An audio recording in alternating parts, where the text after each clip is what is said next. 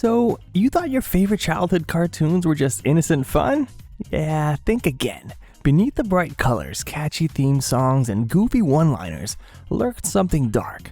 Twisted theories, hidden messages, and disturbing truths that will ruin your nostalgic memories forever. From a lasagna-loving cat who may be starving to death alone, to freedom fighters disguised as villains, and even rainbow magic hiding a radioactive wasteland. These 5 cartoon conspiracy theories will completely change how you see some of your favorite 80s and 90s shows forever. Stick around to the end to find out which classic cartoon might be a metaphor for hell itself, and why one beloved hero may have made a deal with the devil. Dancing! Fiesta! Romancing! Siesta! Samba! La Bamba! Ay, caramba! Come on in, it's time to party with Garfield and Friends. Garfield and Friends! Forget lasagna. Forget the snarky quips and the lazy cat routine. This theory flips everything you thought you knew about Garfield.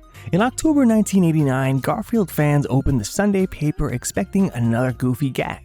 Instead, they were met with a week-long comic curveball that was unlike anything the strip had ever done. The food, John, OD, all gone. Garfield stood alone, in a crumbling house surrounded by darkness, echoing silence and chilling captions like, "You have no idea how alone you are." It wasn't a joke. There were no punchlines, just existential horror. Many chalked it up to a surreal Halloween special, but others think it was a confession, that deep down, this was the real Garfield. The theory? Garfield is actually starving to death in an abandoned house. John and OD have either left, moved out, or passed away. Oh, shh, Odie. Garfield needs to sleep. I have some shopping to do. Let's go out so Garfield can have some peace and quiet. The armchair, the pasta obsession, the sarcastic wit, it's all a dying cat's hallucination. His brain trying to protect him from the brutal reality of hunger, isolation, and decay. Think about it. How often does Garfield actually interact with John or Odie in a realistic way? The comics are mostly internal monologues. No one hears him. No one talks back because there's no one there. He's clinging to memories, fabricating joy to cope with his suffering. Every strip, every episode, it's a delusion.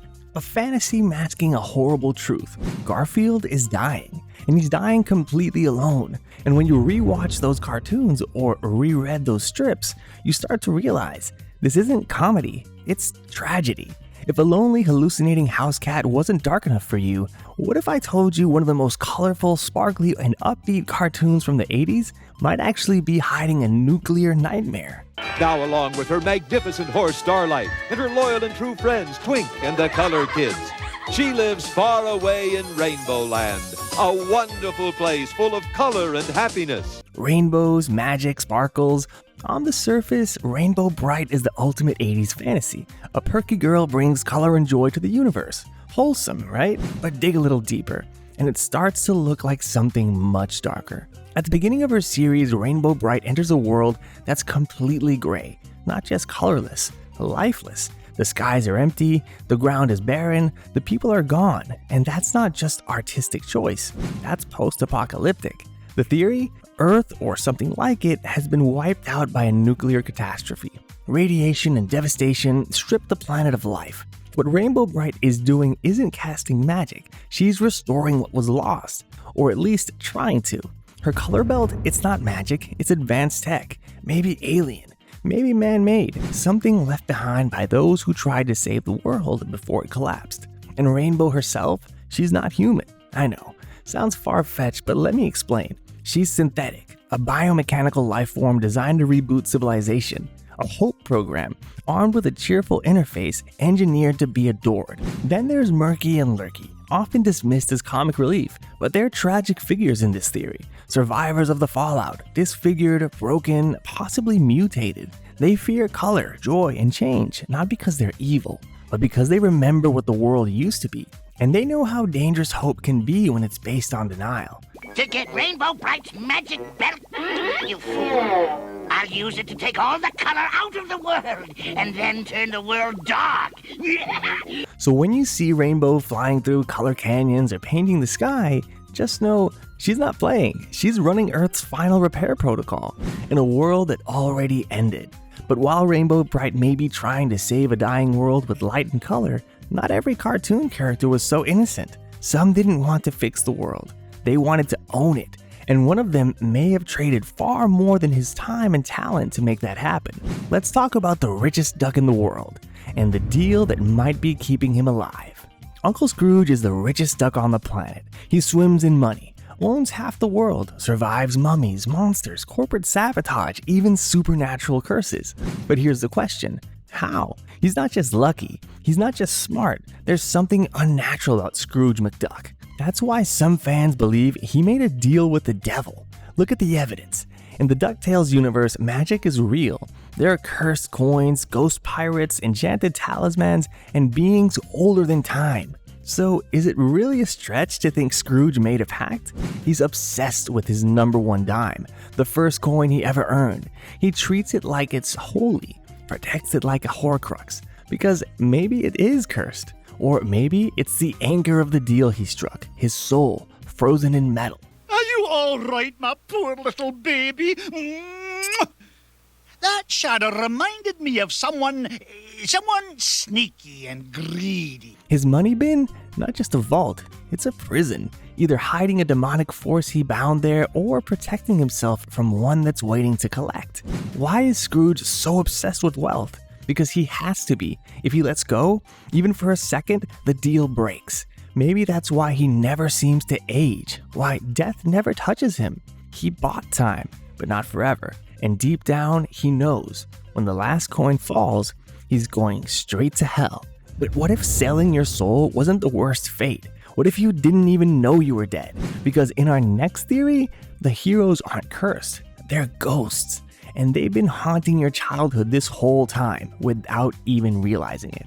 The Real Ghostbusters were the cool version of the Ghostbusters. Spiky hair, neon gear, jokes for days. But something always felt off. Egon's hair turned white. Peter acted like he was always on edge. And outside of Slimer, no one really seemed to notice them. What if that's because no one could? This theory says the Ghostbusters actually died early on, maybe in a mission gone wrong, and everything afterward, it's their purgatory. Say goodnight, fellas, because the real Ghostbusters are here to stay.